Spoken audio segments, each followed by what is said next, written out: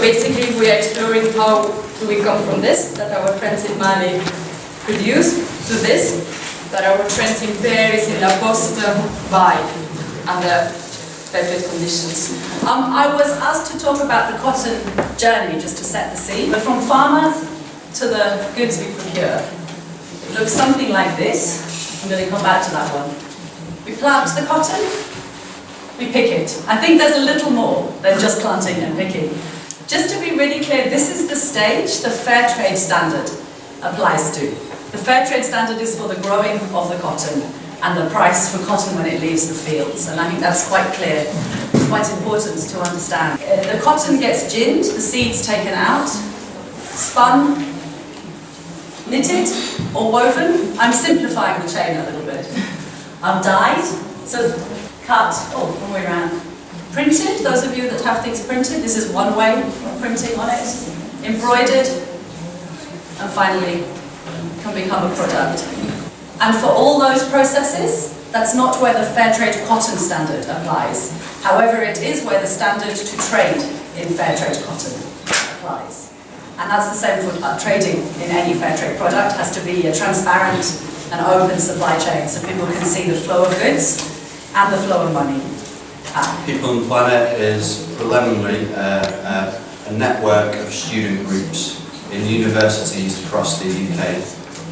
Those groups have been campaigning on loads of different issues over the years. The reason we focused on this area is because students realised there was very little being done on this area, so there's a lot further down the process. But there wasn't much in terms of universities in the UK taking much of a sort of lead in terms of procurement. So this is one of our sort of recent victories and one of the sort of things that our students might do. So this is a meme that they created for Facebook when the University of Swansea agreed to sign up for the Workers' Rights Consortium, which is what I'm going to talk about a little bit. But a lot of our activity inside this project has been very grassroots based. And we as an office support them to run those campaigns and also support public sector buyers when they're interested to explain slightly more about it. So in terms of the supply chain, what we tried to do was try to create a direct link between public sector buyers and the workers in the factories, in the same way as fair trade cotton creates that direct link between the producers and the consumers. We've implemented a campaign to try and do the same thing. It relies on an organisation called the Workers' Rights Consortium, which is a monitoring organisation specifically for public sector buyers. So what they do is the public sector buyers join the Workers' Rights Consortium, and that brings together that leverage of all that public sector buyers. They operate a whistleblowing system with the workers, so they work with local organisations, so either trade unions at present, but in a variety of countries across the world there aren't trade unions for various reasons. In that case they work with local civil society organisations. Those organisations organising the specific factories that the public sector buyers are buying from. So that gives continuous monitoring of those factories rather than coming in and out. They then report to the public sector buyers if there's any breaches of the terms and conditions that they have in their contracts with their suppliers. So there's been a number of cases where there's not been an instant resolution to this. So there's a case of Adidas, where workers were sacked and weren't given any redundancy pay. It took, I think, 10 public sector organisations to break their contracts before Adidas then paid the redundancy pay, $1.8 million. And that was the first time Adidas had ever done that, have ever taken any responsibility for their supply factories. En France, on a eu des entreprises publiques, des collectivités qui se sont engagées et qui ont souhaité, donc par des achats responsables, valoriser la filière équitable et les vêtements professionnels équitables. On a à peu près 1 million d'euros qui sont dépensés en vêtements en coton équitable pour le secteur public. Donc ce qui est intéressant, c'est que c'est quelque chose qui est en croissance. On a des résultats significatifs, ils vont vous être présentés, mais c'est vrai qu'à la mairie de Paris, c'est plus d'un tiers des agents qui portent des vêtements professionnels du commerce équitable. La région Bretagne, il y a moins d'agents, c'est 3000, mais 100% d'entre eux portent des vêtements équitables, et d'autres, donc la Poste qui va vous présenter, donc c'est plus de 2 millions de vêtements avec plus de 90 000 personnes. Donc c'est pour vous montrer au niveau européen que des grosses entreprises, des collectivités d'importance l'ont fait, et que c'est quelque chose qui peut être reproduit. Mais tous les ans, on forme à peu près 300 personnes, 300 acheteurs, élus ou techniciens des collectivités territoriales et du secteur public notamment, pour leur expliquer un petit peu l'évolution de l'offre, ce qui est faisable. On met à disposition, comme fait ICLI, des appels d'offres de manière à ce qu'ils puissent simplement les intégrer dans leur politique d'achat. On les diffuse aux acteurs économiques de manière à favoriser les réponses pour qu'il n'y ait pas d'appel d'offres infructueux et ne pas décourager la bonne volonté des acteurs publics. Donc il y a ce guide qu'on a édité en début d'année, mais c'est vraiment un guide pédagogique d'accompagnement des acheteurs professionnels, publics et privés, de manière à expliquer justement quelles sont les exigences des produits du commerce équitable, des différents cahiers des charges, dans quelle situation on peut les intégrer dans les achats de son entreprise ou de sa collectivité, et comment le faire. Et là, une autre brochure qu'on avait éditée sur le coton équitable. It's very difficult to communicate procurement to the general public. It's a very difficult subject. So we're going to go down this road, and we're also going to go down the road of working with procurers. We also have fair trade towns. We have 50 fair trade towns in Ireland, with another 20 working towards status. So we had 70. So we were very well set up to sort of target. So in year one, we did some research on procurement in Ireland and on cotton, and we produced a booklet about figures and facts about procurement in Ireland. We presented this to the fair trade towns, 70 groups, at our annual conference, and they went back and distributed this information to their councils. In 2012, we took it a step further. We produced this, which was much more technical, even though it was for the general public. So it was just an information leaflet about fair trade and public procurement. So in 2013, we presented this to the fair trade towns and to the councils at a conference. This is the procurement guide. So, we've been drip feeding information and then getting media coverage out to the Irish public about procurement and about cotton. So it's been very successful, and we hope now that unfortunately we don't actually have any procurement contracts around cotton. And we did get Irish Rail, there's a slide there, but Irish Rail to go 100% with the coffee, tea, cocoa, sugar, and also doing, all the chocolate bars that are available. I actually want to share a process that we've just started on cotton, where we want to have more of a strategic overview of the players, the key players that we need to involve if we want to move ahead. We've been a fair trade town since 2004, we're the first in Belgium. We made some analysis about where we are in procurement and in awareness raising. Came to the conclusion that the classical segments, the low-hanging fruits, they are covered. We have the coffee, we have the tea, wine. We don't buy a lot of wine, but it's all fair trade. We need to keep on increasing the demand side. That is something that goes without any doubt or discussion. We need to keep on investing in awareness raising and activating our citizens and our procurement. But our conclusion is that in the case of Belgium at least, the supply side is also a problem. So we want also to look now at what can we do as a local authority to increase supply and then hence also increase demand. We are now starting a mapping exercise where we've looking for a service provider who can actually do a sort of a social mapping exercise and together with us indicate who are the key players that you need to involve. And we are hoping that that report will show that that report will inform a 2-year campaign that we will start beginning next year. That will combine awareness raising with our citizens and with the suppliers.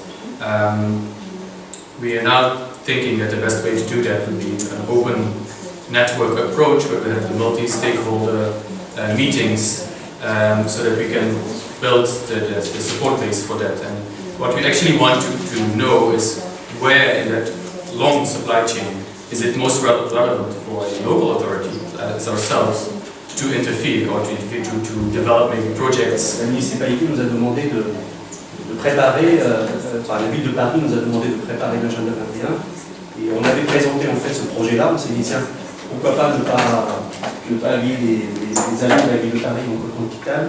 On avait présenté ce projet et ça a été choisi, sélectionné parmi d'autres. Et après on a spécifié, c'est là où on a sorti l'appel d'offres en 2008 avec une spécificité technique. Moi-même, j'ai la chance d'être ingénieur textile et d'avoir des techniciens dans l'habillement, donc on connaît très bien la filière, on connaît très bien toute la partie de la production du coton, de la filature, du tissage, de la teinture, etc. Et on a spécifié notre cahier des charges, et après quand on a lancé l'appel d'offres, ça tombait bien aussi parce qu'en 2008, la filière était déjà prête, parce que quand j'ai la filière c'est important, parce qu'il n'y a pas que les producteurs de coton, il y a toute la partie filature, tissage, teinture, et puis la partie, je vais en arriver après, c'est la partie des confectionneurs, parce qu'ils étaient prêts aussi avec, que ce soit avoir le label Maxabla et avoir les certifications, comprendre aussi. Tout à l'heure c'est important, je ne sais pas si c'était ce matin, ça a été posé ce matin sur les formations, parce que ça aussi c'est important de connaître les différentes certifications, les différents agréments, les différentes licences, qui fait quoi. Et c'est en 2008 on avait, je dirais, tous les ingrédients pour pouvoir faire tout ça. Et on a lancé l'appel d'offres. C'est ce que je dis souvent des acheteurs, des collègues, des collectivités territoriales. Le développement durable vient en plus des performances du produit. C'est la protection de l'agent. Là vous avez vu en fait les producteurs, les éboueurs, les producteurs de belles, ils ont des vêtements techniques. C'est ce vêtement-là que je veux faire. Ce sont des blousons et des pantalons. Avant, ils étaient avec du polyester majoritaire. Et d'autres challenges avec les fournisseurs, parce que ça n'a pas été évoqué. Vous savez que pour faire du coton équitable, il faut un minimum syndical, à savoir 50% de coton et 50% de polyester. Donc il a fallu baisser la composition du polyester, avoir 50-50, mais tout en gardant les performances justement qualitatives de nos produits. Et c'est là où il a fallu en fait travailler 2 ans en amont en fait. Alors ensuite, après quand on a lancé ce marché-là et quand on a la crise B, après il faut toujours rester vigilant parce qu'il y a toujours la partie qualitative qui vient a posteriori, à savoir quand on reçoit une commande, de voir est-ce que tout est conforme par rapport au cahier des charges et tout ça. Et voir aussi la traçabilité de la filière. So we are also a textile producer for fair trade in Goss, and we are producing bed linen and for hospitals, for example. But we don't see any political will to pay an upcharge for fair trade cotton in their way of tendering. Sur les municipalités de la province, c'est compliqué parce qu'on a eu des exemples. On a travaillé beaucoup sur les sujets, sur la députation de Barcelone, Second Level Administration. Et on a eu des problèmes pour le temps de fournisseurs pour avoir le rôle. Parce qu'il y avait des problèmes. Si je peux me permettre, parce que j'entends beaucoup depuis ce matin, on a envie, on a besoin, mais on n'a pas les fournisseurs. Alors s'il n'y a pas les fournisseurs en Espagne, en Irlande, en Belgique, sachez qu'il y a des fournisseurs en France. Le vêtement professionnel, il amène de la sécurité d'abord. Et donc, toute la chaîne de production doit garantir des caractéristiques techniques qui vont permettre la sécurité du travailleur. La qualité, elle commence par le coton. Et le coton africain, je l'ai dit ce matin, c'est le meilleur coton pour le vêtement professionnel. On fabrique, alors on dit en France, on fabrique en Afrique du Nord, on fabrique en Tunisie essentiellement. Donc l'atelier il est fair trade, nous sommes licenciés Maxabla, donc on peut répondre à toute la chaîne. Ce qui est important, c'est de bien contrôler toute la chaîne. Nous on a besoin de sécurité. Quand on vend un vêtement issu du coton équitable, on doit être sûr que le coton qu'on livre est du coton équitable? Si on en est arrivé à finalement faire que tous les facteurs, quand ils utilisent des vêtements en coton, ils sont tous en coton équitable aujourd'hui, c'est qu'en fait, ça s'inscrit dans une politique globale beaucoup plus grande. C'est-à-dire que la Poste, c'est ce que disait monsieur, elle est dans une démarche où on ne peut pas se focaliser sur le textile équitable et puis comme ça en faire une politique. Il faut avoir une politique beaucoup plus large. Et cette politique beaucoup plus large, c'est avoir une attitude responsable avec l'autre, c'est-à-dire une politique responsable avec nos employés et avec nos fournisseurs.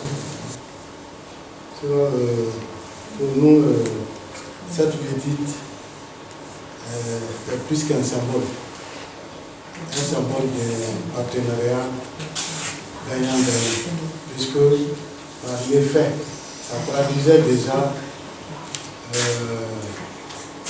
l'impact des produits du coton équitable, l'impact sur le développement des producteurs. Ça a pu permettre la construction de 40 salles de classe, permettant à des milliers d'enfants de ne pas parcourir 10 km pour aller à l'école. Deuxième aspect, l'aspect de la santé, la maternité, où la pauvre dame, excusez-moi, tutelle, pour pouvoir accoucher, est obligée de faire 20 km, souvent dans les charrettes. Mais déjà, avec l'apport de ce qu'on fait, ça permet de pouvoir accoucher à côté. Ok, merci. Je pense que Youssouf a tout dit, mais pour moi, c'est aussi. Ça donne un sens à nos relations.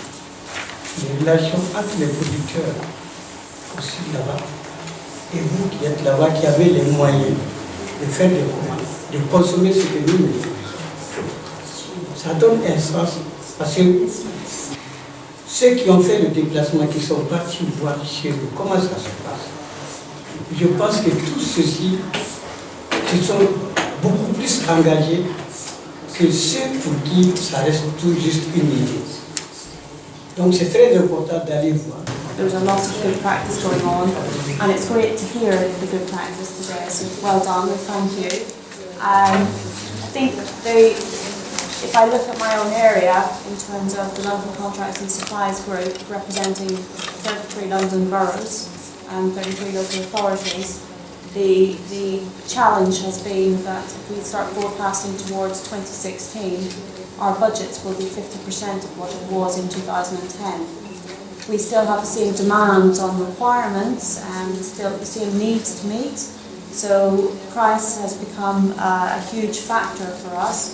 So we need to work with the suppliers and understand the supply chain and how we can increase innovation, reduce cost, and still meet those social outcomes and still achieve a really ethical and good product at the end of the day. I think that there's a political desire in each country probably to source locally if possible, so that it butts up against regulations. I think in this respect, we're going out for uniforms and Transport for London, and that tender will go out, and the people that respond are likely to be UK based purely because it's probably involves meeting and involves coming over to talk to us for supplier interviews, and maybe that's just just sort of convenience-wise less likely that other people from other parts do. But in terms of then the second tier, which would be the people actually supplying the cotton, I think that's open. I think the suppliers will be the ones in relationship with that. So it's about me as a buyer understanding what the supplier's current supply chains are. If they come to me and say, I can't give you fair trade cotton, then I can go back to them as a result of conferences like this and say, yes, you can, because I know people that can provide it. So what I'm trying to do, hopefully here, and this has been great for that, is develop that knowledge and that expertise myself, so that I can then essentially say that as part of the bidding process, part of the contract process. Ce n'est pas un problème de budget, c'est un problème de vision. Quand on achète des choses, on achète plein de choses. Et en fait, plutôt que de se demander si on a les moyens de payer un peu plus pour avoir des vêtements en coton équitable ou pas, la bonne réponse, c'est de se dire, parmi tout ce que j'achète, qu'est-ce qui est réellement utile, qu'est-ce qui est un peu moins utile. Et finalement, quand on a fait cette réflexion avec les gens qui utilisent les choses, et ben vaut bien mieux dépenser un peu plus sur des choses utiles. Or, des vêtements de travail, il n'y a rien de plus utile parce que c'est la vie de tous les jours. Et puis peut-être que des choses qui sont finalement assez accessoires, eh ben, on va s'en passer. Et on n'a plus de problème de budget. Donc le problème n'est pas à notre niveau, il est bien au niveau de l'entreprise acheteuse d'avoir une réflexion plus ouverte et de faire des choix, de faire des priorités. I think the world is changing. Workers are getting stronger in lots of parts of the world anyway. Chinese workers have managed to push up their wages by 20% over the past few years in the electronics industry by going on wildcat strikes. It's one of the most impressive sort of restrictions on workers with military generals running factories. And so I think it's something that public sector buyers and we in the West need to come to grips with. That prices are going up anyway, they are going to go up, and we can be seen by people in parts of the world as being part of that solution and helping that process, or we can be part of the problem of trying to keep them down. And so I think it's something everyone is going to have to get to terms with, that think that the global power is shifting and the workers' movements are becoming globalised, but now starting to be able to take on these global power structures which have been keeping them in poverty. So I think for me that's a message of hope, and it's how we adapt to that changing situation.